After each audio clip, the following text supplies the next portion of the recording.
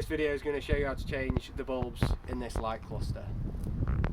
Some of the bulbs are a bit trickier to get out, so you've got to pull the light out, but others you can just like be able to get them out without pulling the light out. Yeah, if you're lucky.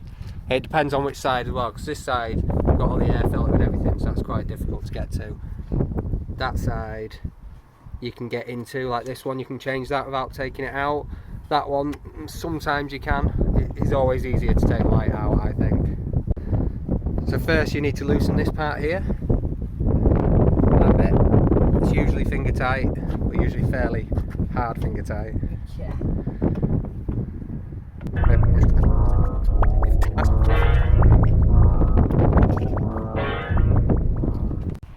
Okay, so once you've removed that bit, there's this little piece here if you want to film it onto that. Yeah, so you push all that down, yeah, and then get your hand behind the light and push it forward. Just be aware, when it comes out quick and all of a sudden.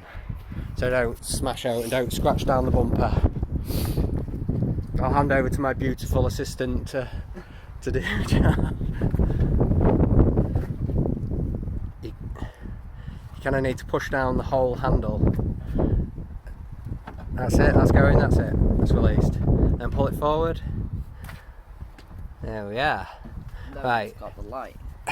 So you can unplug it down here if you want, but we're not going to, because what we're going to do, right, so obviously if you're going to do the bulbs in this section, you'd pop these off, take that off, and you'd change the bulbs. We're going to do the indicator light, so it might be better. So can you turn it around the other way without smashing it onto out? Or can we get to that there? Yeah, we're just going to take this out. So that's a lock, so open it that way, yeah. That might have been it, and pull. Boom. There we go, there's our bulb. Which looks absolutely fine. Yeah.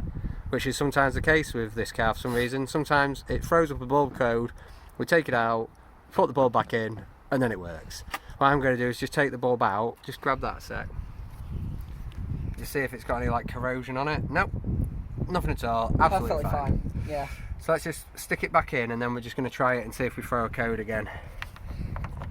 Put it in somewhere, come on, in you go.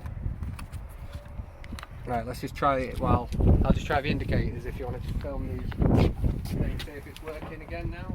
Remove it back in. Yeah. Yeah. Let's just take off that case and I'll show you the bits. So come round this side. So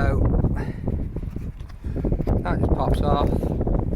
Got your bulbs in there. They're pretty straightforward. If you're doing a job like that, I'm sure you know how to change a bulb. More just about how to get the light out, to be honest. Yeah. But it's not light going back on, does it? No. And then we spent 7 hours trying to get the cap back on. Right, and then this one, just pop that. Pop that. That comes off. Got your bulbs in there. That looks good. Yeah. Yeah, there we go.